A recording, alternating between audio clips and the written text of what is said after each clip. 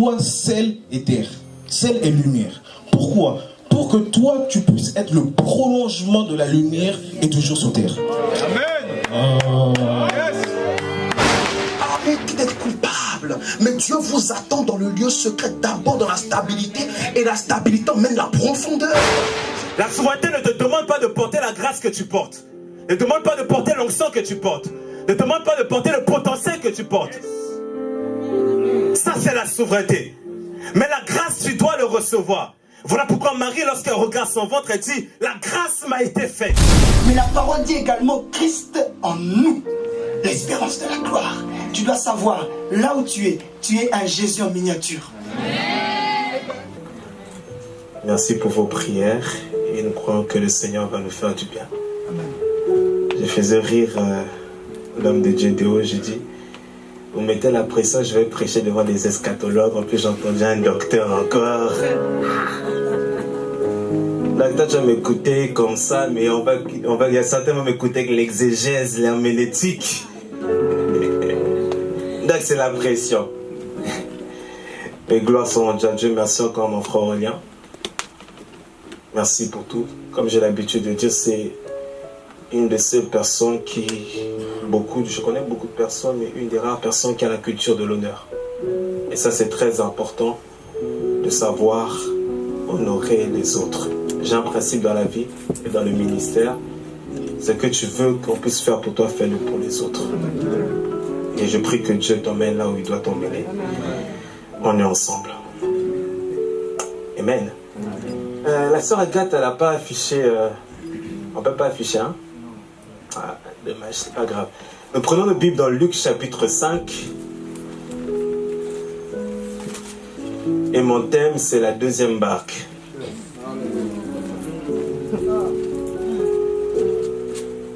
Luc chapitre 5. Mais je vais lire dans ma version PDV, parole de vie. Il y aura une meilleure compréhension. Luc chapitre 5. J'aimerais que tu te lèves s'il te plaît. À partir du verset 1. Et mon thème c'est la deuxième barque. Je prie que tu sois attentif dès le départ pour ne pas manquer ce que le Seigneur veut nous dire. La deuxième barque. Nous sommes dans Luc chapitre 5 au verset 1. La Bible dit un jour. Jésus, nous sommes dans le lac de Génézareth. Et le lac de Génézareth, c'est un lac qui est en forme de harpe. Suivez très attentivement. C'est en forme de harpe. Et l'harpe est un instrument de la musique qui symbolise l'adoration. Donc, Jésus est en train d'aller sur ce lac-là. Une foule nombreuse est tout près de lui pour écouter la parole de Dieu. Les foules ne sont pas venues pour écouter la prophétie. Ils ne sont pas venus premièrement pour voir les miracles. Mais ils sont venus pour écouter d'abord la parole de Dieu. Jésus voit de loin deux barques au bord du lac. Les pêcheurs en sont descendus et lavèrent leurs filets. Jésus monte dans l'une des barques, c'est celle de Simon. Mais la deuxième barque est restée de l'autre côté. Il demanda à celui-ci, éloigne-toi un peu du bord. Jésus s'assoit dans la barque, il n'était pas debout, il s'assit. Et il se met à enseigner les foules. Alors qu'il y a des gars qui viennent de rater la pêche, au lieu de commencer à faire le miracle, il commence d'abord à enseigner. Quand il a fini de parler, c'est qu'une seule fois qu'il a fini de parler, il a dit à Simon, avance là-bas où l'eau est profonde et jetez vos filets pour attraper du poisson. Simon lui répond, maître, nous avons travaillé toute la nuit sans rien prendre. Amen. Amen. Parce qu'il y a des journées qui sont au milieu de 2 nuits. Et selon le thème que nous avons, c'est quoi? Avant que la nuit arrive, mais on vient déjà d'une autre nuit. Nous sommes dans le jour pour une autre nuit. Amen. Nous avons travaillé toute la nuit sans rien prendre. Mais tu nous dis de jeter les filets, je vais le faire. Ils jetèrent les filets et ils prennent un très grand nombre de poissons. Leurs filets commencèrent à se déchirer. Pour demander de l'aide, ils font signe à ceux qui les accompagnent dans l'autre barque. Donc lui, il est là, dans les eaux profondes, et il y avait l'autre barque, la deuxième barque qu'on va parler. Il fait un signe. Hein. Et les barques, ceux-ci arrivèrent, et remplissèrent les deux barques de poissons. Et les barques pleines s'enfoncèrent dans l'eau. En voyant cela, Simon-Pierre tombe à genoux et dit à Jésus, Seigneur, éloigne-toi de moi, oui, je suis un pécheur. Dans d'autres versions, on dit, Simon-Pierre fut effrayé. Ça veut dire qu'il n'avait pas l'habitude de voir ça. En effet, Simon et tous ceux qui sont avec lui sont effrayés parce qu'ils ont pris beaucoup de poissons. Jacques, Jean, les fils de Zébédée qui accompagnent Simon sont effrayés aussi. Vous savez, il y a des miracles comme ça qui non seulement t'effraient, effraient aussi ceux qui sont dans ton environnement. Amen. Mais Jésus dit à Simon, n'aie pas peur. À partir de maintenant, ce sont des gens que tu prendras. Alors, ils ramenaient les barques à terre, ils laissèrent tout. Et la finalité de toute chose, ce n'était pas le miracle, mais la Bible dit, ils suivirent Jésus. Amen. Est-ce qu'on peut acclamer pour la parole de Dieu?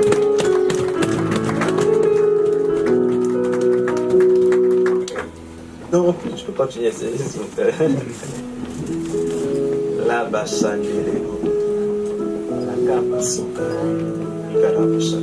La deuxième barque. La deuxième barque.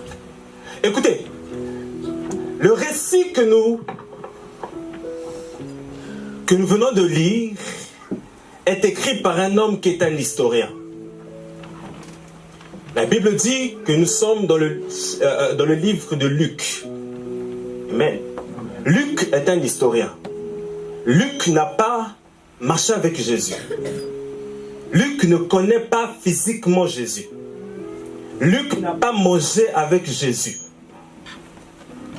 Mais Luc chapitre 1 dit, Luc est en train de parler à Théophile. Il dit à Théophile, je t'écris, en d'autres termes, pour soutenir que ta foi. J'ai fait des recherches. J'ai fait des investigations. Et ce que je suis en train d'écrire, je suis en train de certifier que ces choses sont vraies. Et dans Actes chapitre 1, le même Luc qui écrit, il dit, je parlais dans mon premier livre des choses que Jésus a commencé d'enseigner et de faire. C'est-à-dire, on ne peut pas dans l'évangile parler de l'enseignement sans parler des actes. En même temps, on ne peut pas parler des actes sans parler de l'enseignement. L'évangile se conjugue avec deux verbes, enseigner et faire. Voilà pourquoi Matthieu chapitre 28 dira, allez, faites de toutes les nations des disciples, ça veut dire faire. Mais par la suite, faites quoi? Enseignez-leur. Alléluia. Donc, Luc dit des choses que Jésus a commencé d'enseigner et des choses que Jésus a commencé de faire. Et la Bible est en train de dire ceci. Lorsque vous lisez le livre de Luc, vous regardez les premiers chapitres, Luc, pour les lecteurs de la Bible, Luc, il est en train de situer l'histoire. Luc est en train de parler des rois de cette époque.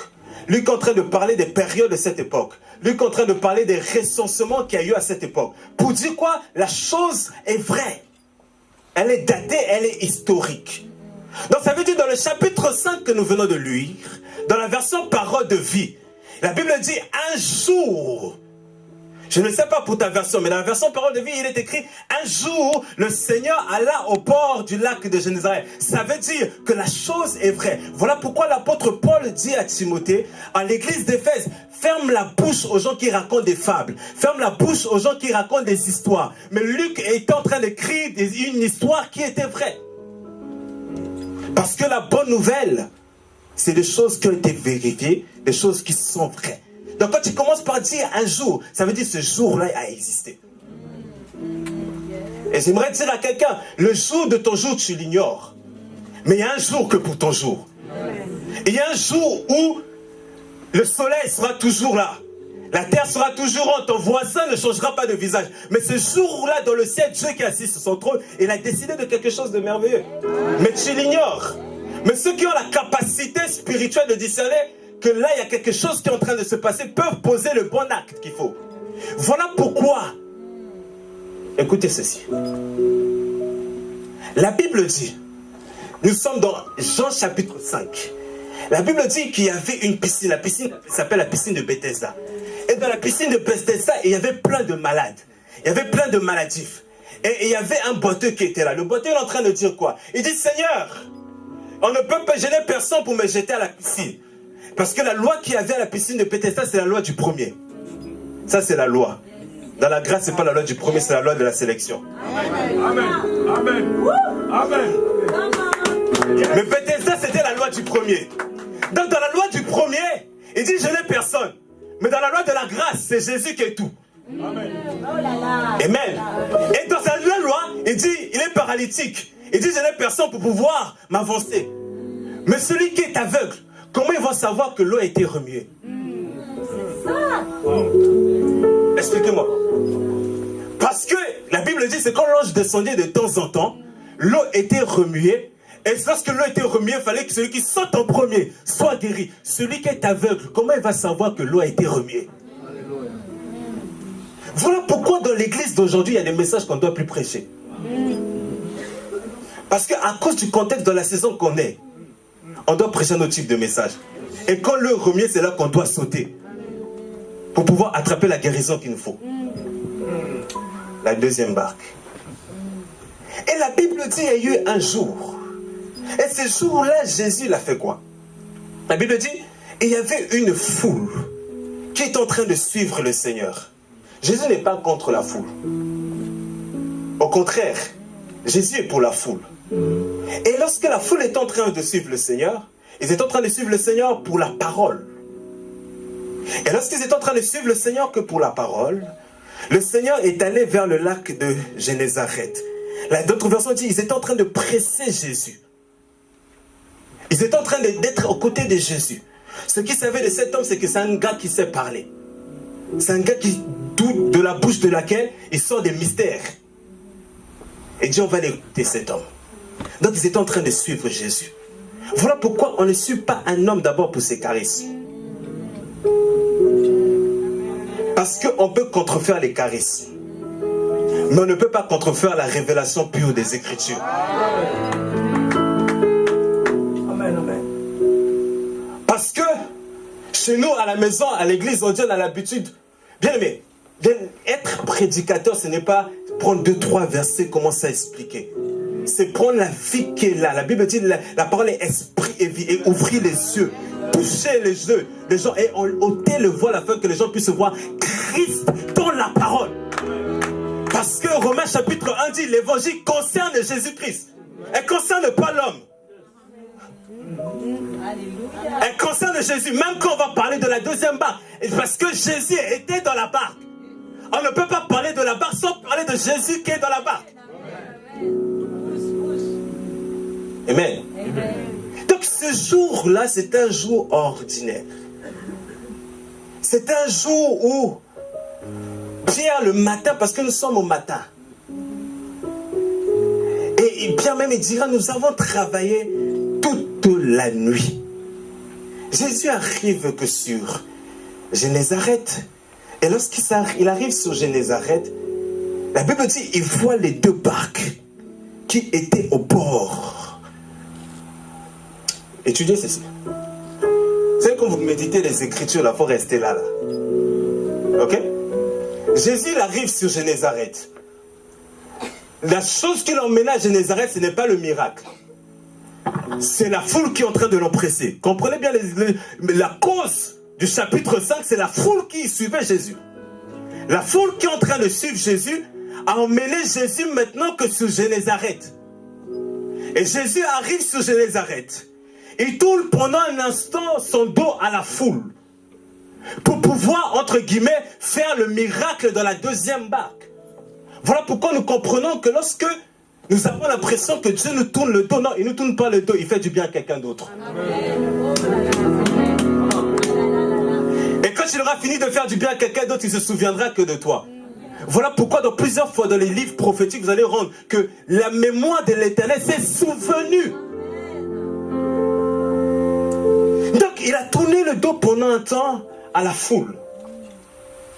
Et la Bible dit, la vision de Jésus était concentrée sur les 2 barques qui étaient au bord du lac. Et dans ces barques-là étaient vides. Et ces barques-là avaient déjà une expérience. Ces barques-là avaient déjà une histoire. Ces barques-là, ils avaient déjà un passé de la veille et de d'autres jours. Mais nada, rien. Jésus est en train d'observer ces barques. Mais ces barques, ils ont un propriétaire, la Bible dit, même plus loin, qu'il est monté sur la barque de Simon-Pierre. Parce que chaque barque a un propriétaire. De la même manière que chaque église a un ange. Chaque barque a un propriétaire. Je ne peux pas remplir la barque si je n'associe pas le propriétaire de la barque. Si je veux remplir la barque, je dois attirer Pierre. Parce que c'est Pierre qui pilote la barque. Moi, je vais faire simplement la multiplication de la barque. Est-ce qu'on se comprend? Donc, Jésus arrive là. Il voit ces 2 barques. Il voit les gars, la Bible dit, les compagnons de Pierre, ils étaient à l'extérieur de la barque. Ils étaient plus sur la barque. Ils étaient à l'extérieur de la barque. Et lorsqu'ils étaient à l'extérieur de la barque, la Bible dit qu'ils étaient en train de laver que leur filet. Ils étaient en train de laver. Ils étaient en train de laver. Pour dire quoi? Pour dire que c'était fini que pour eux, qu'ils n'avaient plus d'espoir d'avoir des poissons qu'ils souhaitaient. Qu'ils n'avaient plus d'espoir d'avoir la moisson qu'ils souhaitaient. Donc, ils étaient sur le point de tourner le dos au lac et de pouvoir rentrer maintenant chez eux.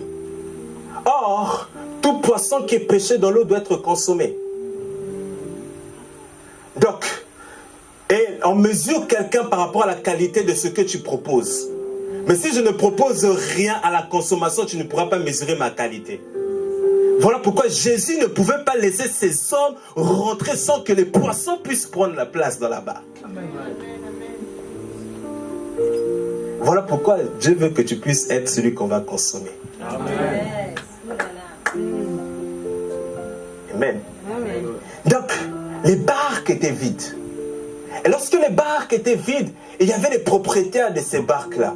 Simon, il était terrible. Il a dit non, mais comment se fait-il? Moi, j'ai l'expérience. C'est la nuit qu'on récolte la plupart des poissons. J'ai l'expérience de ces choses-là. Mais là, j'ai subi un échec. J'ai subi une défaite. En d'autres termes, Simon a été soumis à la loi de l'imprévu. Amen. Mais être un porteur de paraît qu'il y a des lois spirituelles auxquelles tu es soumis, ou tu arrives à dominer, ou tu es soumis sur elles. Voilà pourquoi le psaume 106 se dit que Dieu a établi des lois et tu ne les violeras jamais. Amen.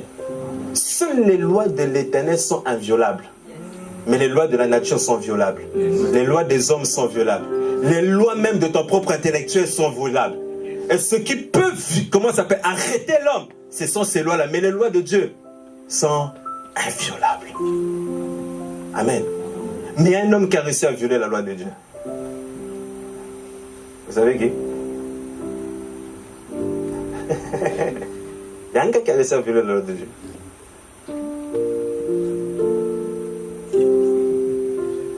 Jésus. Comment se fait-il pour concevoir une conception entre un esprit et un homme? Ça se passe par le rapport entre l'homme et la femme. Mais le Père, il est venu violer une loi que les hommes de l'époque ne connaissaient pas. Voilà pourquoi le miracle ne vient pas par les choses que tu comprends, par les choses que tu dis. Ça, c'est inexpliqué. La loi de la grâce, la loi de la puissance, la loi de le surnaturel est venue mettre derrière la loi que de la médecine, la loi que de la nature. Et Jésus, lorsqu'il se tient là, à Génézareth, il est sur le point de faire quelque chose. Mais il n'explique pas tout de suite aux disciples ce qu'il est sur le point de faire. Amen. Mais voilà pourquoi je vais choquer quelqu'un. Mais il y a des miracles, entre guillemets, miracles que nous voyons dans l'église qui ne sont pas miracles. Dans le sens qu'il y a une dimension de miracle, ça doit même choquer la personne qui fait le miracle. Parce que Dieu ne s'habitue pas avec lui. Il y a des dimensions, si tu n'as pas connu l'effroi, la frayeur, c'est que le miracle ne vient pas de Dieu. c'est que toi-même tu l'as provoqué ou c'est dans ta chair. Je connais un type comme ça, tous les jours il voit des anges. Même Jean, Jésus ressuscité, quand Jésus lui apparaît, il avait peur. Toi, tous les jours, les anges viennent te voir, tu s'amuses avec eux, tu fais ceci avec eux. Frère, tu es un menteur. Voilà pourquoi les gens qui ont peu de connaissances des Écritures, vous avalez ce que ces prédicateurs disent. Frère, il y a des dimensions que tu vois l'ange, tu es effrayé. Si les démons t'effraient, pourquoi l'ange ne t'effraie pas? Vraiment. C'est ça. Amen.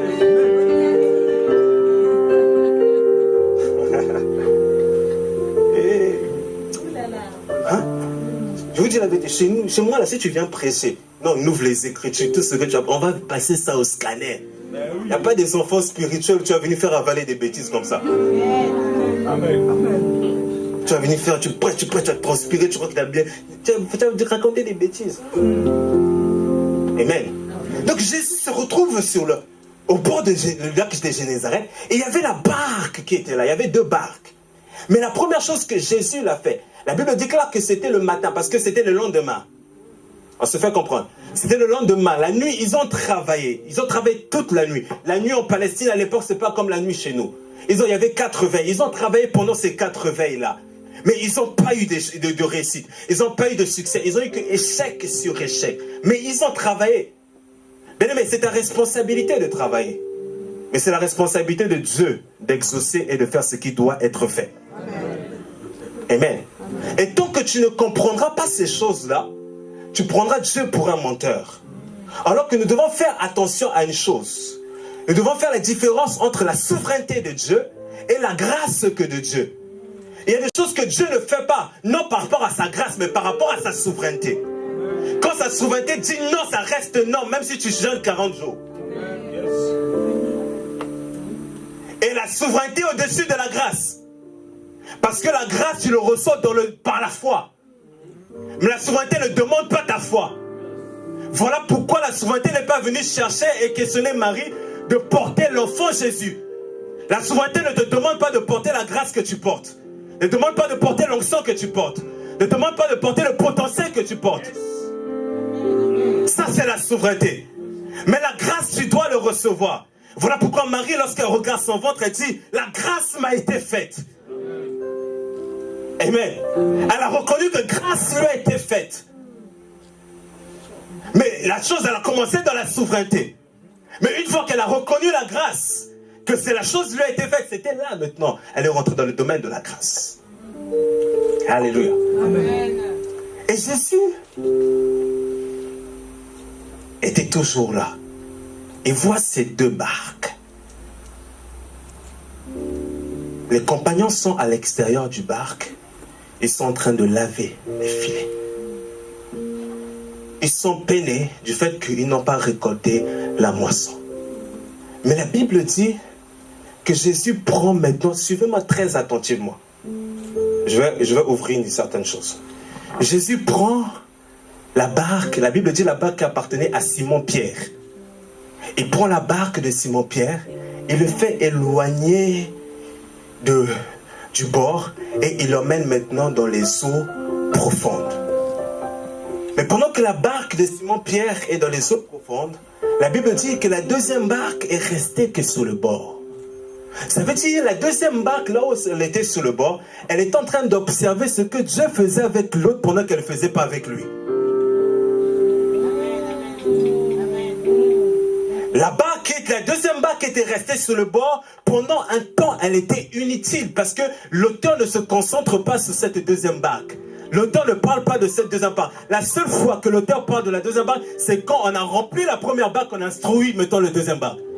Voilà pourquoi tu dois comprendre qu'il y a des destinées. Lorsqu'ils rentrent dans leur destinée, c'est là que tu rentres dans ta destinée. J'ouvre la chose.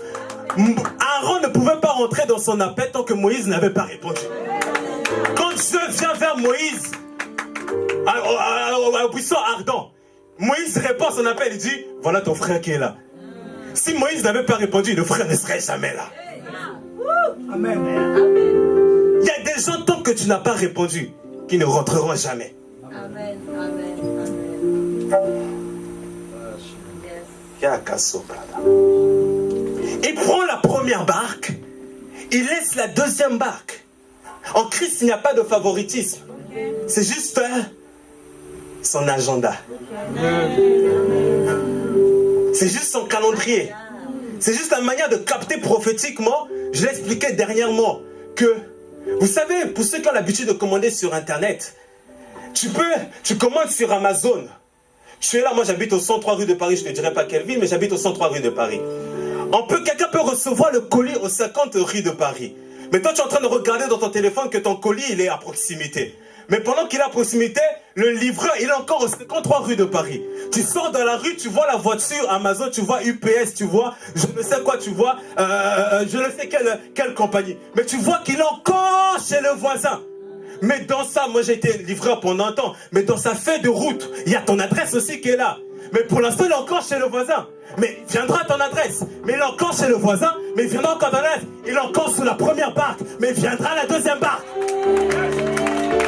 Il viendra à la deuxième barque. Mais il est encore loin. Surtout les gens qui s'aiment s'habiller là. Que tu as dans le colis là. En plus, c'est que c'est samedi, tu as une soirée fête, il faut que ça vienne. Mais il est encore là, il est sur la route.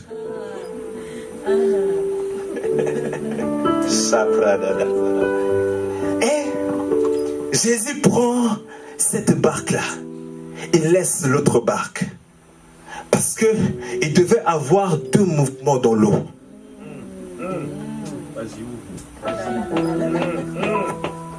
La deuxième barque devait être remplie pour être consommée par la suite, parce qu'il y avait des compagnons de Pierre là-dedans. Mais on ne pouvait pas consommer la chose qu'on n'avait pas remplie d'abord. Donc il fallait l'emmener dans les eaux profondes pour le remplir, et par la suite le deuxième mouvement le ramener sur le bord, afin d'être consommé par les gens à l'extérieur. Mais avant que Jésus commence le deuxième mouvement avec la première barque, la deuxième barque, il a laissé d'abord la deuxième barque. Il a dit reste ici. Pendant que tu restes ici, moi je vais aller travailler avec la première barque. Amen. Donc, j'ai dit tout à l'heure qu'en Christ, il n'y a pas de favoritisme. La Bible déclare que cela ne dépend pas de celui qui court, ni de celui qui veut. Mais ça dépend de Dieu qui fait grâce. Amen. Il dit, j'ai aimé Jacob, j'ai haï Ésaü. Mais dans la version hébraïque, en réalité, il dit, j'ai préféré Jacob à Ésaü. Donc, en d'autres termes, dans la loi de l'esprit, il y a des choses que Dieu préfère. Amen. Amen. Amen. Si. Tu peux être plus beau que moi, mais Dieu me préfère. Amen. Amen. Ah oui. Et quand j'ai le cœur du Père, j'aurai les mains du Père. Si j'ai la préférence de quelqu'un, facilement j'aurai ses mains. Voilà pourquoi le Père Jacob, il préférait qui? Il préférait qui? Ésaü. Et Ésaü pouvait facilement avoir non seulement la bouche pour déclarer la parole, mais les mains, parce qu'on ne peut pas bénir sans la bouche et les mains. Amen. Donc, il n'y avait pas question de préférence entre la première et la deuxième barque. Il y avait question seulement des mouvements de Dieu et ce que Dieu était sur le point de faire. Et nous devons comprendre ces choses-là dans les temps dans lesquels nous sommes, dans le contexte dans lequel l'Église elle est, dans les contextes dans lesquels nous sommes en train de marcher. Si nous ne comprenons pas cela, nous allons maintenant provoquer la jalousie dans nos cœurs. Imaginez la deuxième barque qui est en train d'observer de loin la première barque, ce qui est en train de se passer. S'ils ne comprenaient pas le plan de Dieu, qu'après le remplissage de la première barque, c'est elle qui allait être remplie, elle allait être animée par la jalousie. Voilà pourquoi c'est là que les Abel, les Caïn, maintenant, sont en train de tuer leurs frères.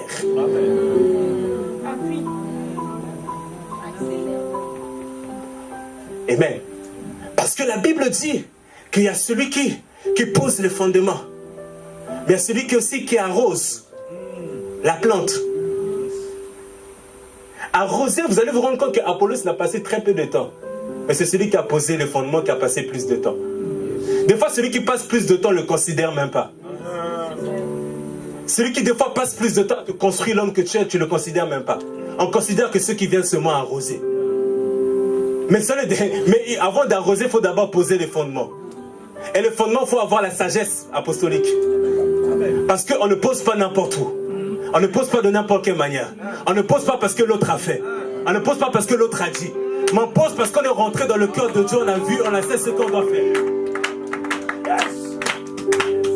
Voilà pourquoi Dieu dit à Moïse, tu vas construire sur le modèle que tu as vu en haut. Parce que Moïse vient d'Égypte. Et comme l'apôtre dit, il fait faire des pyramides. Mais non seulement. Vous savez pourquoi Aaron il a construit le veau d'or? Où il a vu le veau d'or? En Égypte. Voilà pourquoi vous avez des leaders qui bâtissent mais avec la sagesse de l'Égypte. Au lieu de bâtir la maison de Dieu, ils sont en train de bâtir le veau d'or. Parce que leurs pensées sont encore en Égypte. Il manque la révélation pour monter en esprit et voir le tabernacle qui est en esprit. Parce que Hébreu dit que au ciel, il y a un tabernacle. Donc je ne peux pas reproduire sur la terre ce que je n'ai pas vu le tabernacle du ciel. Voilà pourquoi ne suivez pas les gens parce que... non, tu ne vas pas grandir. Amen. Bien, mais les gens, quand ils suivaient Jésus, ils ont un moment dit non, le gars là, ils étaient frappés par sa doctrine. Alors qu'il y avait des scribes, qui étaient des étudiants de la loi, qui parlaient aussi bien. Il y avait des gars dans la synagogue qui avaient la responsabilité d'interpréter la loi. Il y avait toutes ces choses-là, mais quand il s'agit de Jésus, ils ont dit non, les gars, ils parlent des mystères. Ils ouvrent la parole d'une chose. Amen. Parce que Jésus veut manger la chose qui te fait manger aussi. Parce que quand il y a eu la multiplication des 5000, vous pensez que Jésus n'a pas pris une partie du pain? Il a dit distribuer, mais lui-même il a mangé. Parce que le maître, le nabi, le responsable doit montrer le modèle. Jésus mangeait, je n'ai pas seulement. Avec la femme samaritaine, tu n'es pas parti lui acheter des vivres. Il devait manger, c'était la chaleur du jour, tu l'as dit, il devait manger. Donc Jésus doit manger ce qui te fait manger. Donc après t'avoir donné le pain, il doit manger le même pain qu'il t'a donné. Amen. Donc la deuxième barque, elle est là. Elle est en train d'observer ce qui se fait avec la première barque. Mais si on mène la première barque, il fait quitter d'une dimension pour l'emmener dans une autre dimension. Et c'est ce que le Seigneur veut faire. Amen. Et j'avais même partagé la vision avec l'homme de Dieu de ce que le Seigneur veut faire même dans cette église. Amen. Donc, l'échec, vous savez, il y a des dimensions dans lesquelles tu dois et tu peux rentrer une seule fois que le sacrificateur Élie a sorti la parole. Anne est cette image de l'église qui n'arrive pas à posséder l'enfant. L'enfant, c'est la naissance de quelque chose. La naissance d'une cellule. La naissance d'un ministère. La naissance des grandes choses. La naissance ne vient toujours pas. Mais la parole qui sort d'Élie provoque la naissance en Anne. Et c'est cette dimension dans laquelle Dieu est en train d'emmener que son église. Donc, Christ prend la première barque d'abord. Il pose ses pieds sur la première barque, symbole de son autorité. Sur cette barque, il est sur les eaux. Et Apocalypse dit que les eaux, Jean, que tu es en train de voir, c'est quoi? C'est les peuples. C'est quoi? C'est les nations. C'est quoi? C'est le monde. Il y avait des eaux comme ça. Et un gars, un jour, il pensait, mais il y a des choses encore que tu ne connais pas, tais-toi. J'avais partagé une chose que le Seigneur m'avait montré. J'ai dit que j'étais en train de voir des eaux qui inondaient le pays. Et un gars, il me dit, il croyait qu'il était intéressant et très spirituel. Dieu ne jugera plus la terre par les eaux. Parce qu'il a dit à Noé, etc. Quand tu écoutes ça, tu as l'impression d'être très bien. Il a dit à Noé qu'il a fait l'alliance, il y a eu l'arc-en-ciel, etc. Et tout. J'ai dit, c'est bien. J'ai dit, mon frère, va dans l'Apocalypse, c'est tant, les eaux. Quand tu vois des choses, voilà pourquoi il y a des gens, quand tu vois simplement, un jour je sais plus, j'avais donné quoi comme exemple. Frère, c'est pas parce que tu te vois nu dans un rêve que tu as un esprit d'impudicité. Voilà pourquoi les gens les a programmés d'être des sorciers d'avance.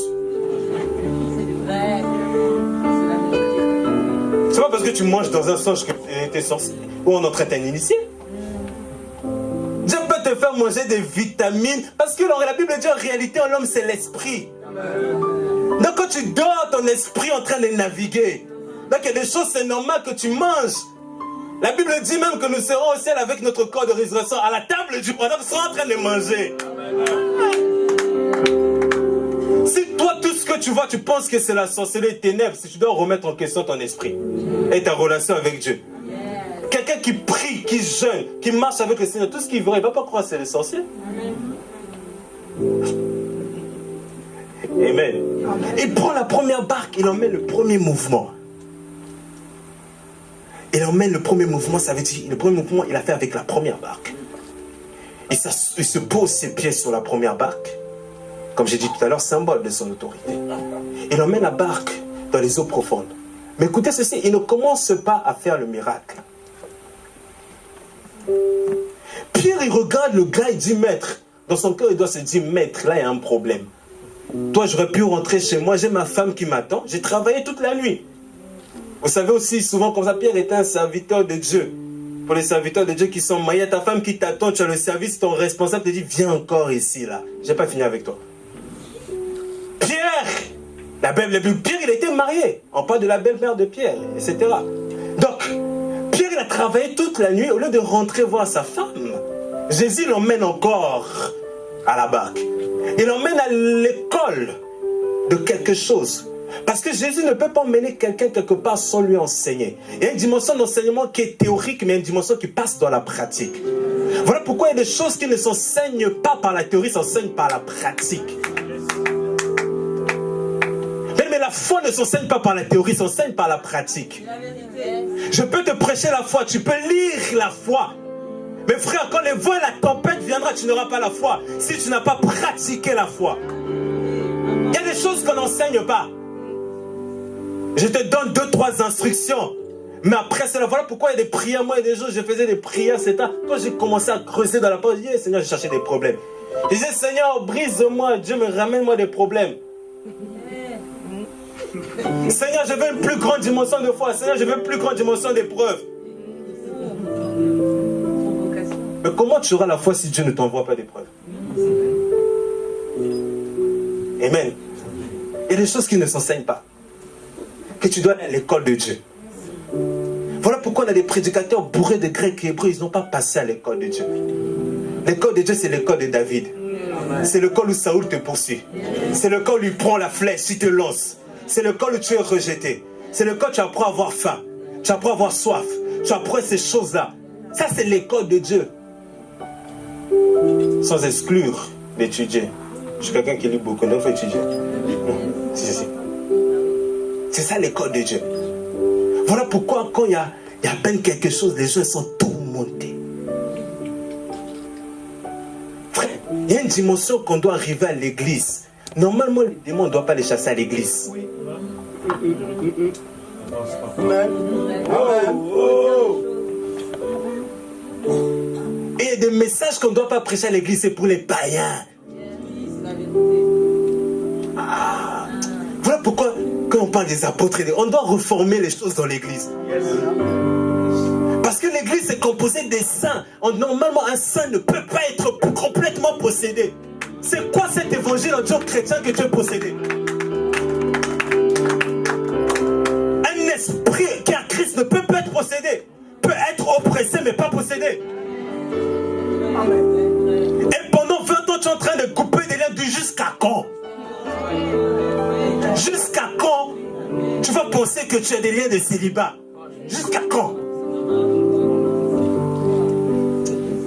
Après, il y a des dimensions de sorcier, tu dois l'attraper comme ça là. J'ai dit dernièrement la retraite pour ceux qui étaient là. Mais si les sorciers, ils ont la loi de la téléportation, voyage astral, Dieu est capable d'aller prendre ton visage et le mettre chez eux. Je sais que c'est la femme de Anou Kaïf, elle était en train de dormir. Et la Bible, et le lendemain, quand elle s'est levée, elle a dit, ah, mon gars, il y a quelque chose de grave ici. Cette nuit, il y a quelqu'un qui m'a apparu à cause de cet homme. Toi, te fais seulement sortir. Sors aussi aux autres. C'est comme ça qu'on mesure l'autorité d'esprit que tu as. C'est pas parce que tu cries beaucoup. C'est pas parce que tu, je ne sais quoi. C'est qu'est-ce que tu représentes dans le monde de l'esprit. Voilà pourquoi on dit, je connais Pierre et je connais Paul. Et je connais Jésus, mais toi, qui es-tu? Le temps est arrivé qu'on puisse dire, je connais aussi ton nom. Quand Quand tu arrives comme ça, le démon dit, je connais, je veille. Je ne peux pas faire ce que je dois faire. J'ai l'habitude de le dire. Ce n'est pas par orgueil, c'est par rapport à la connaissance de mon identité. C'est un fait que nous avons la suprématie sur les démons. Le jour où quelqu'un fait l'erreur de venir dans ma maison, tu peux rentrer dans la maison d'un féticheur comme ça et tu sors comme ça. Tu vas venir dans la maison, il y a le sacerdoce.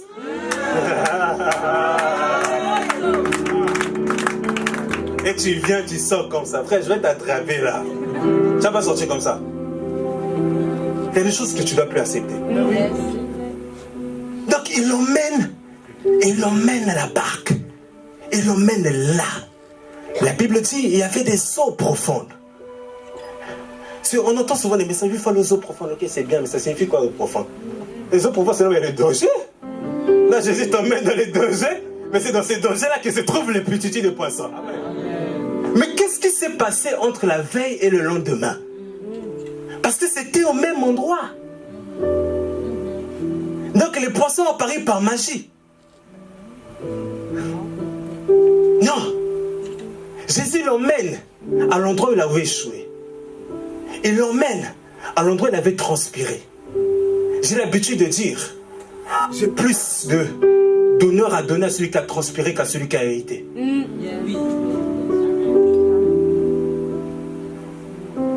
Quand tu as transpiré, tu sais c'est quoi la valeur de la chose. Quand tu as hérité, tu ne connais pas la valeur de la chose. Ça, c'est l'image du fils prodige. Il a hérité, il n'a pas transpiré. Voilà pourquoi il est avec les prostituées, etc. Quand tu as transpiré, tu sais c'est quoi. Donc les gars, ils ont transpiré. Ils ont travaillé. Ils ont lutté toute la nuit. Mais ils ne luttaient pas simplement dans la chair. C'est qu'ils ne savaient pas qu'il y avait des puissances des eaux qui est en train d'empêcher la moisson de pouvoir se faire. Voilà pourquoi il a dit le monde est soumis sous la puissance du prince de l'air. Et il y a la puissance qui est des eaux qui est en train d'empêcher cette moisson-là. Parce que souvenez-vous, lorsque Jésus prend la barque, il est en train d'aller, c'était en train d'aller, les vents et la tempête se sont levés. Et il y avait un fou de Gadara de l'autre côté. Les vents et la tempête, ça venait d'où? Ça venait d'où? C'était la puissance des eaux. Parce que les démons qui étaient dans le fou de Gadara, ils travaillaient avec la puissance qui était dans ces eaux. Ils voulaient empêcher Jésus d'aller faire la délivrance. Ils ont vu que la libération de ce gars est là. Donc les puissances se sont réveillées. Ils ont dit non, on va envoyer le vent, on va envoyer la tempête. C'est des puissances. Et les disciples, ils ont commencé à paniquer. Alors que Jésus a dit, mais vous-même la parlez. Vous-même. Frère, il y a des dimensions dans ta vie chrétienne. Moi je le dis. Au bout de 5 ans, si tu vas me fatiguer avec des petits démons de femmes de nuit, ici, mari de nuit, là, tu rentres en jeûne et prie à toi-même, chasse ça. Il y a une dimension, tu ne dois pas courir toujours derrière les hommes de Dieu. À peine un petit cauchemar, un petit démon t'attaque, un petit sorcier, etc. Tu commences déjà à paniquer, tu cours derrière l'homme de Dieu. Non. Frère, les hommes de... La Bible dit, Ephésiens chapitre 4, que nous avons été établis pour exercer le ministère, afin que les gens sur lesquels on exerce le ministère exercent à leur tour. Donc il y a le tour que toi aussi tu dois exercer ton ministère. Un homme de Dieu qui est tout le temps derrière toi ne t'aide pas. Amen. Il y a un temps d'assistanat, mais un temps tu dois apprendre à voler.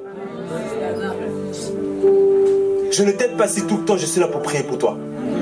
Et à un moment on te donne les clés de la prière, toi-même va chercher Dieu.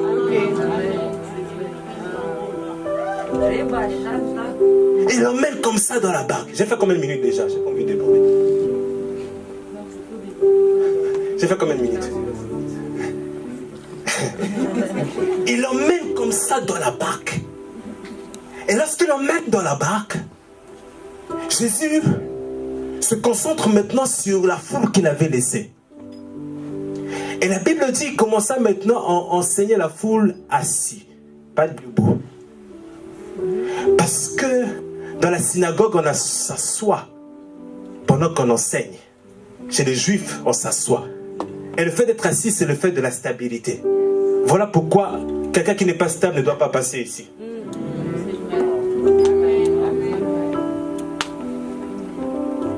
Parce que l'enseignement, c'est pour les gens stables.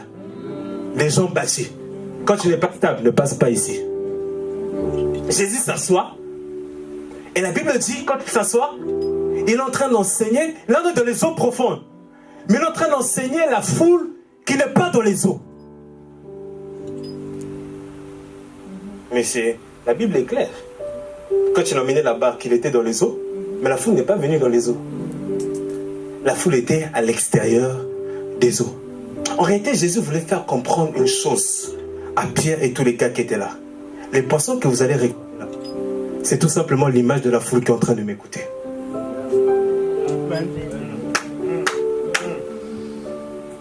Mais eux, je suis en train de leur prêcher par la semence de la bouche. Mais après, il faut aller gagner un combat dans les eaux. Avance, papa. Mais il ne suffit pas simplement que je prêche. Voilà pourquoi dans une génération, il doit y avoir deux types d'hommes. Le type de Noé et le type d'Abraham. Noé, il avait la révélation, il a vu le jugement. Mais on lui appelle le prédicateur de la foi. Mais la prédication ne suffit pas. Il fallait qu'Abraham vienne aussi qu'il puisse prêcher et puisse prier. Et quand tu mélanges la prédication et l'intercession, c'est là que le salut est. C'est les deux ministères qu'on doit trouver dans l'église aujourd'hui. Il emmène la barque. Et pendant qu'il emmenait la première barque, il est en train d'enseigner la foule. Parce qu'il y avait une foule énorme. Il est en train d'enseigner, il est en train d'enseigner, il est en train d'enseigner. Et pendant qu'il est en train d'enseigner, la Bible dit à un moment, ayant fini de parler. Ça veut dire que quand Jésus a fini de satisfaire la nourriture de son Père, il a satisfait la nourriture de l'homme. Parce qu'il dit, je vais faire la volonté de mon Père, sa nourriture, c'est en d'autres termes prêcher la parole, etc. Donc une fois qu'il a satisfait la nourriture de son Père, il a satisfait la nourriture de l'homme. Voilà pourquoi on ne doit pas focaliser les hommes à regarder d'abord, on ne doit pas focaliser nos prédications aux choses charnelles. Je pose la question aux prédicateurs. Si aujourd'hui Jean-Baptiste, la Bible dit qu'il y avait des républicains qui venaient chez lui. Il n'y avait pas des républicains. Il y avait des collecteurs d'impôts. Il y avait des gens riches. Il y avait des gens de haute autorité. Il y avait des gens influents. Tu vas prêcher aux gars que tu as des liens de célibat. Tu vas prêcher aux gars que tu as comment ça s'appelle, des démons de pauvreté. Parce que l'évangile prend la couleur de la localisation là où tu es. Jean-Baptiste, il y avait des gars. Voilà pourquoi moi je prie Dieu. Je dis Seigneur que dans mon église, aujourd'hui ou plus tard, que j'ai des gens influents, des politiciens, des footballeurs, des gars qui pèsent. Parce que l'évangile n'est pas simplement pour les pauvres. On doit prêcher, tu viens, on t'enseigne les mystères de la parole. Yes. Comment chasser les démons, etc. On va pas se dire comment réussir, comment on t'en... Non, non, non, non, non. Tu seras riche et on va t'enseigner les principes spirituels. Yes. Pour garder cette richesse. Parce que le problème, ce n'est pas simplement d'avoir, mais de conserver ce que tu as. Adam, il avait, mais il n'avait pas la sagesse de conserver le jardin. Quand tu ne conserves pas, il y a infiltration.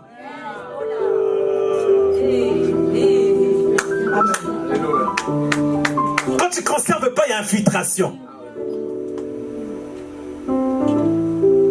Et Jésus arrive comme ça. Il s'assoit sur la barque, il finit d'enseigner. Il était encore dans la première barque. La deuxième barque en train de pousser un peu de loin. Il dit, mais à quand mon tour? À quand mon heure? À quand mon jour? Moi aussi je désire être rempli. Moi aussi je désire recevoir. Moi aussi je désire ces choses. Mais pendant ce temps-là, c'est encore l'heure de la première barque. Et Jésus dit à Pierre, jette ton filet. C'était au même endroit là où il avait échoué hier. Pierre, il dit, mais Seigneur, c'était une bonne prière. J'ai travaillé toute la nuit. Mais je n'ai pas réussi à récolter ne serait-ce qu'un moindre poisson. Mais toi, tu es fou, mon gars. Toi, la pêche, tu ne connais pas. Tu me dis encore de jeter mon filet. Et Pierre dit, ok, c'est pas grave. Qui ne tente rien, n'a rien. Bien aimé, le comment ne t'appartient pas. Marie dit à l'ange comment les choses vont-ils se faire. L'ange donne la parole, il dit tu seras enceinte. Marie se regarde et dit mais j'habite pas avec un homme. Je me suis encore préservée. Mais comment je vais devenir enceinte? L'ange n'a pas répondu par le comment. Il a dit simplement la puissance de Dieu viendra sur toi. Et là où il y a la puissance, ça règle le problème du comment. Quand la puissance viendra sur toi, elle te couvrira de toute son ombre, etc., etc. Tu auras un enfant, tu appelleras du nom de... etc., etc. Marie s'est questionnée sur le comment. Pierre, il se pose la question, mais comment se fait-il que dans le même endroit, j'ai travaillé toute la nuit, là on est le matin, je peux encore récolter du poisson? Comment? Comment et comment? Jésus il dit, jette ces mots. Et lorsque Jésus lui a dit jette, Pierre il dit ok. Hier j'ai travaillé, mais j'étais seul avec mes compagnons. Mais sur ta parole, sur ta déclaration, parce que la Bible dit que sa parole est certaine. J'aimais tout à l'heure quand tu disais que Dieu est immuable. Sa parole est au-dessus que des eaux. Sa parole est au-dessus de toutes choses. Et c'est sur la base que de cette parole, Pierre il dit, je vais jeter mon filet.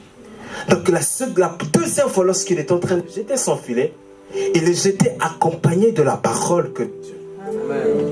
Et lorsque maintenant il jette son filet, comme de par hasard, parce que le miracle des fois ça vient comme de par hasard. Et un jour comme de par hasard, tu vas voir que ton ventre a poussé, tu es enceinte. Et un jour comme de par hasard, tu verras que tes rêves vont se réaliser. Comme de par hasard, ce jour-là, les hommes qui étaient venus voir Joseph, ils ne savaient pas qu'il y avait parmi ses frères. Comme de par hasard. Il y a toujours comme de par hasard. Un jour, tu recevras un coup de fil, c'était un coup de fil que tu attendais. Il y a toujours c'est comme de par hasard. Un jour, tu recevras un contrat. C'est ce contrat-là même que tu attendais qui arrive comme de par hasard. Je prie le Seigneur que tu rencontres des comme des par hasard en 2019. Par hasard, j'étais en train de marcher, je rencontre le 4x4 que je suis en train de chercher. Effectivement, je cherche un 4x4. Mais comme de par hasard, quelqu'un m'appellera âme de Dieu, je te bénis d'un 4x4. Oh, c'est ma foi. Si ta foi seulement c'est des petites choses, reste dans tes petites choses. Nous, on veut des grandes choses avec Dieu. Des grandes choses.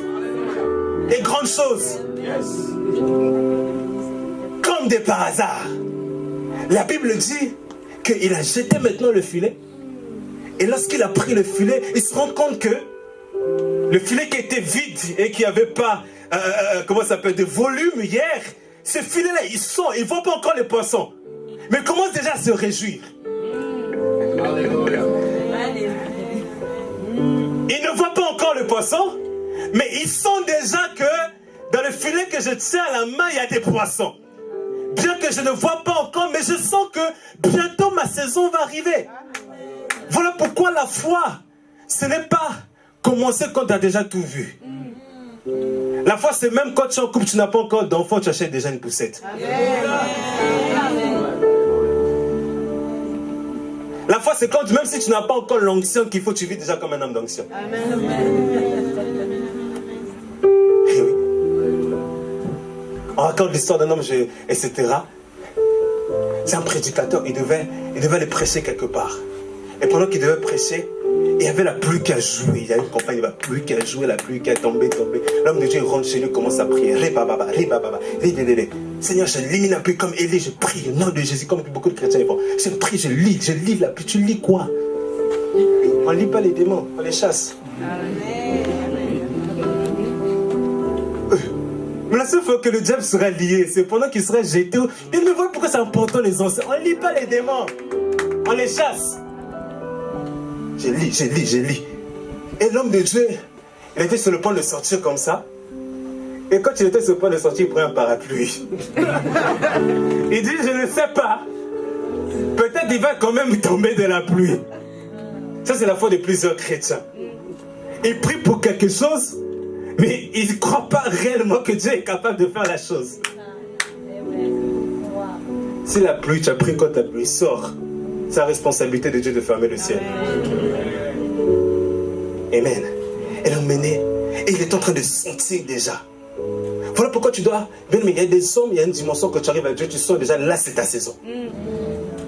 Là c'est ta rencontre. Il y a des dimensions que tu es en capacité de sentir. Voilà pourquoi il y a plusieurs personnes qui ratent leur visitation. Parce qu'ils ne sentent pas. Voilà pourquoi vous devez comprendre que dans le monde de l'esprit, il y a la loi de la localisation. Et quand tu es au bon endroit, à la bonne place, tu vas sentir que le Seigneur est en train de passer quelque part là. Mais quand tu ne sens pas, c'est que tu n'as pas respecté la loi de la localisation. La Bible est simple, on doit le comprendre, c'est tout. Il commence à prendre le filet. C'était, je ne sais, on dit que la profondeur de ces eaux était plus de 50 mètres. C'était pas des eaux de 5 mètres ou je ne sais quoi, c'était plus de 50 mètres. Il prend, il sent les filets. Il prend, il sent les poissons. Il prend. Et la Bible dit qu'il commença maintenant à remplir la première barque. Suivez. Parce que moi, mon message, c'est sur la deuxième barque. Il commença à remplir la première barque. Et là, Pierre, il voit que la première barque, il n'y avait pas suffisamment d'espace. Bien, mais tu ne peux pas tout contenir. Et il regarde la barque, et il n'y a pas suffisamment d'espace. Il dit, ok, j'ai des gars avec qui j'ai travaillé hier. Et ces gars-là, ils ont une barque. Et suivez la lecture de ce verset. Ce n'est pas Jésus qui a appelé les compagnons. Jésus était resté assis sur la première barque. Mais c'est Pierre qui, avec la collaboration de Jésus, qui ont ramené à la barque, la première, la surface de l'eau, les poissons. Et c'est Pierre qui maintenant est en train d'appeler les compagnons. Il dit, venez, venez et venez. En d'autres termes, Pierre, il est en train d'appeler tous ceux, après Actes chapitre 3, qui vont venir remplir, ils vont emmener la barque pour que les poissons puissent naître. Il est en train d'appeler des hommes comme toi. Ses compagnons, c'était toi. Il est en train d'appeler Pierre. Il est en train d'appeler. Il est en train d'appeler. Il est en train d'appeler. Il appelait les hommes. Il y a des hommes qui sont en train de venir. Il y a des gens qui sont en train d'entendre l'appel. Smith Wiggeso, il est venu. Osborne, il est venu. Abel, il est venu. Tous ces hommes sont venus. Jeve, il est venu. Tout le monde est venu. On est tous venus. On est tous approchés. On était dans la deuxième barque. Mais on n'avait pas encore entendu l'appel. Mais une fois que Pierre, et ça devait être seulement Pierre, pas Jésus. Parce que dans Matthieu chapitre 16, Jésus dit, tu es Pierre. Sur cette pierre, je bâtirai mon église. Donc, le même qui va poser ses pieds à Israël, c'est le même qui va introduire l'église dans sa destinée. Parce que je dis que nous sommes dans une période entre deux soirs. Et le prophète Ésaïe, on lui vient lui poser la question. Sentinelle, que dis-tu de la nuit? Vous ne connaissez pas ce verset? Sentinelle. Voilà pourquoi les prophètes d'aujourd'hui, si tu ne sais pas dire des choses de la nuit, tu n'es pas prophète. Sentinelle, que dis-tu de la nuit? La nuit est là. La nuit est avancée. La nuit arrive. Que dis-tu de la nuit? Que dis-tu de la nuit? Ésaïe, tu es prophète, ok. Mais que dis-tu de la nuit? Que dis-tu? C'est pas que fais-tu de la nuit. Que dis-tu de la nuit? Parce que dans la nuit, il faut d'abord dire quelque chose. Pour que ceux qui sont dans la nuit puissent comprendre le contexte dans lequel ils sont. Donc la sentinelle doit parler. Et doit dire la nuit, il y a ça et là. Il y a ça et là. Il y a ça et là. Donc Pierre, il était là. Pierre a rempli les poissons. Pierre a rempli les poissons. Pierre a rempli. Pierre a rempli. Mais c'était insuffisant. C'était insuffisant. Cet endroit était insuffisant. Mais il y avait la deuxième barque là-bas. Et cette deuxième barque, il y avait des compagnons de Pierre qui étaient propriétaires de cette deuxième barque. Et c'était le temps et la saison pour que le mouvement de la deuxième barque puisse se faire.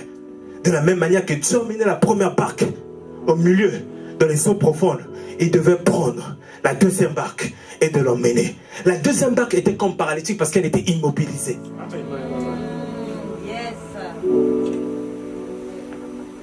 Un paralytique ne peut pas... Non, il marche. Mais il marche pas au rythme de tout le monde.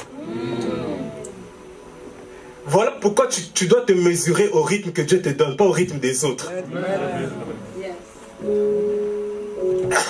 On ne peut pas mesurer le paralytique et le boiteux. Le paralytique, il marche. Mais à cause de sa paralysie, il a son rythme. On peut le pousser, il peut marcher comme ça, il peut marcher comme ça, mais c'est son rythme. c'est son rythme. Mais une fois que son pied est, voilà pourquoi, dans Actes chapitre 2, je pense, ou 3, le boiteux dans le temple, c'est Actes je ne sais combien, 3. La Bible dit qu'il était boiteux. Mais la parole qui est sortie a redonné maintenant ses jambes. Et il était maintenant tout droit. Il n'est pas parti faire la fête. Il est retourné dans le temple. C'est ça qu'on doit faire. Les paralytiques, les emmener dans le temple. Dans la maison de Dieu. Donc la barque, elle était immobile. Mais cette barque-là avait des propriétaires. Mais ce n'était pas encore leur temps. Ce n'était pas encore leur saison.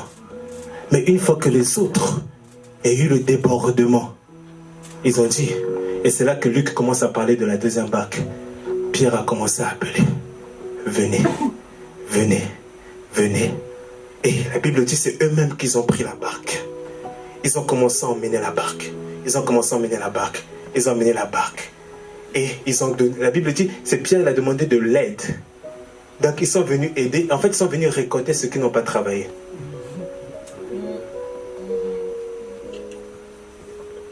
C'est ça la deuxième barque.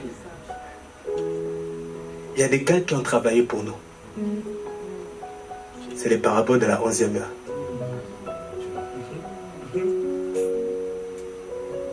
Il y a nos pères qui ont travaillé. Ils étaient au milieu. Ils ont tout fait. Mais ils sont en train de nous appeler. 11e heure. Viens là. Viens là. Viens là. Emmène la barque. Emmène ta famille. Emmène ton église locale. Emmène, je dois remplir des poissons. Emmène. Et j'ai dit tout à l'heure que Jésus, il était sur la première barque pour montrer son autorité. Parce que la première barque appartenait à Pierre. Et Pierre est l'image des Juifs. Vous allez remarquer, lorsque vous lisez attentivement Luc chapitre 5, de Luc chapitre 1, Luc chapitre 5, Simon, on ne l'appelle jamais Simon-Pierre. Je vous donne ce défi, cet exercice. De Luc 1, Luc 5, on n'appelle jamais Simon, Simon-Pierre. On dit seulement Simon. Simon. Simon. Et dans Luc chapitre 5, comme de par hasard, Luc qui vient introduire au nom de Simon, il rajoute Pierre. Pierre qui signifie s'efface, crochet. Donc ça veut dire une fois qu'il a expérimenté une nouvelle expérience avec Dieu, il pouvait rentrer dans la dimension que de son nom. Voilà pourquoi il y a des destinées qui ne se changent pas à n'importe quel endroit et n'importe où. Jacob ne peut que devenir Israël au bord du sable. Et nous, c'est là où on combat. Et il a dit, il a combattu avec l'ange. Donc, de combat, il peut toujours sortir quelque chose de bon. Abraham ne pouvait pas devenir Abraham si ce n'est que sur la montagne. Parce qu'un père élevé, il faut qu'on l'élève d'abord à la montagne. Il y a des choses qui changent quand tu es au bon endroit. Quand tu es dans la bonne localisation. C'est là que Dieu commence à faire. C'est là que Dieu commence à agir. Et la deuxième barque, qui était inutile, qui était vide, le Seigneur a permis à Pierre et à ses compagnons d'emmener la barque et de la remplir, de la remplir, de la remplir. Et c'est ce que le Seigneur est en train de faire dans cette saison, en train de se concentrer sur la deuxième barque. Parce que la première barque a déjà été remplie. Le problème, ce n'est plus là. Dieu, par le Saint-Esprit, est en train d'emmener les lecteurs de Luc chapitre 5 à regarder à la deuxième barque. Vous, les compagnons de Pierre, prenez la deuxième barque, emmenez-la là-bas et aidez Pierre. Vous ne devez pas fournir tant d'efforts que Pierre. Pierre a fourni ses efforts avec le Seigneur. Mais vous devez simplement aider. Ça veut dire que vous devez discerner qu'il y a des poissons qui sont là.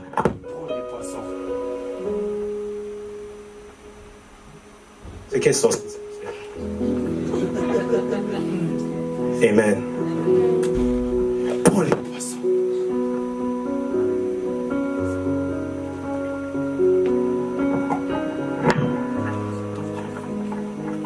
Pierre les poissons. Et rajouter dans la deuxième barque. Deuxième barque qui doit être remplie. J'ai dit tout à l'heure en plus. Lorsque Ils ont rempli la deuxième barque. Lisez bien la fin de ce chapitre. Les deux barques ne sont pas restées dans l'eau. Les deux barques ont été emmenées sur le bord. Parce que j'ai dit tout à l'heure que le poisson doit être consommé par la suite. Donc le remplissage, c'est pas que tu restes au niveau du remplissage. C'est de t'emmener après, au bord, pour que tu sois consommé. Amen. Il y a la deuxième barque qui est là. Et pendant qu'il fait encore jour, vous devez comprendre ces choses. Dans une saison, dans une génération, s'il n'y a pas des sentinelles qui viennent dire à la génération des choses claires du monde de l'esprit, la génération va faire des choses sans bien faire, mais en réalité, elle passe à côté des voies de Dieu. Parce que la Bible dit Dieu a des voies. Ce n'est pas à nous qu'à Dieu de suivre nos voies. C'est à nous de nous imprégner des voies de Dieu. Il a des voies, il a des projets. Mais c'est à nous de nous suivre l'itinéraire que de ses voies, l'itinéraire que de ses projets. Et quand on ne comprend pas ces choses-là, des fois les compagnons de Paul et de Pierre, ils prennent la barque, avant que Pierre même puisse faire le signe de venir, et déjà ils rentrent chez eux, et ils sont satisfaits. Et ils disent, Seigneur, n'agis pas. Non, tu devais rester d'abord là. Parce que le problème, c'est que tu es jaloux que l'autre est en train d'être rempli. Et tu peux tourner le dos pour ne pas supporter la honte et l'humiliation.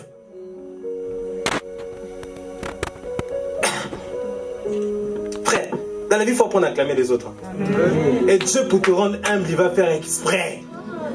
Il va mettre des gens qui sont meilleurs que toi, des bons prédicateurs meilleurs que toi, des bons footballeurs meilleurs que toi, des plus belles femmes que toi, avec les gens qui tu... Et j'ai remarqué ça, j'ai même dit à ma femme un jour, si une femme reconnaît qu'une autre femme est belle, c'est que cette femme-là est vraiment belle. Parce qu'une femme, pour dire qu'une autre femme est belle, c'est dur. Mais quand vous voyez une femme dire qu'une autre femme est belle, et dans la sincérité, c'est que l'autre femme-là est vraiment belle. Je vous dis vrai, il y a des choses que Dieu va faire exprès. Il va mettre des gens à côté de toi pour te challenger. Pour que tu apprennes à être humble. Pour que tu te redescendes un peu, parce que tu te crois trop arrivé. Amen. Il va remplir des gens avant toi. Amen.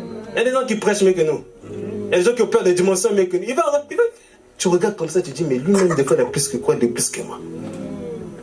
Mais c'est son temps d'aller dans les eaux. Toi, reste encore au bord, c'est pas ton temps. Voilà pourquoi il y a des gens qui se battent. La deuxième barque ne se bat pas, elle attend simplement le signe.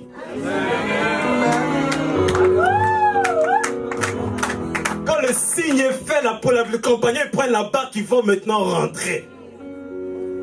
Amen. La deuxième barque ne se bat pas. C'est pas la loi du premier. C'est la loi, j'attends mon tour. J'attends mon temps. Parce que je sais qu'il y a une heure, il y a un temps. Et quand Joseph, il avait vu ses rêves, il savait qu'il y avait une heure, il y avait un temps, il y a quelque chose de bien que Dieu préparait pour lui. Bien-aimé, emmène la deuxième barque. C'est le temps de la deuxième barque.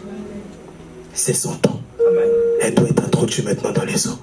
Mais c'est à toi de pousser cette barque qui était comme un paralytique parce qu'elle était immobile. Ce qui est immobile ne fonctionne pas. Or que Dieu travaille avec ce qui est en mouvement. Quand tu es en mouvement, Dieu travaille avec toi. Quand tu es immobile, Dieu ne travaille pas avec toi. Mais ce n'est pas parce que tu es immobile que Dieu t'a oublié. Non, Dieu peut t'emmener chez la femme à Sarepta, tout simplement pour te faire fuir de Jézabel.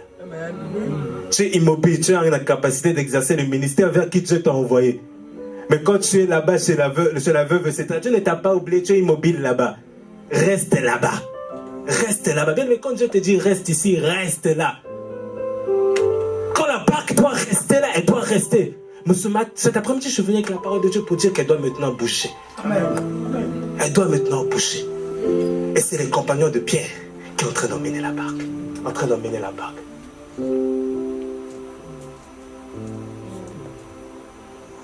On va prier.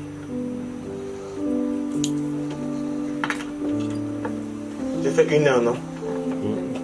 J'ai pas dépassé. Est-ce qu'on peut acclamer le Seigneur?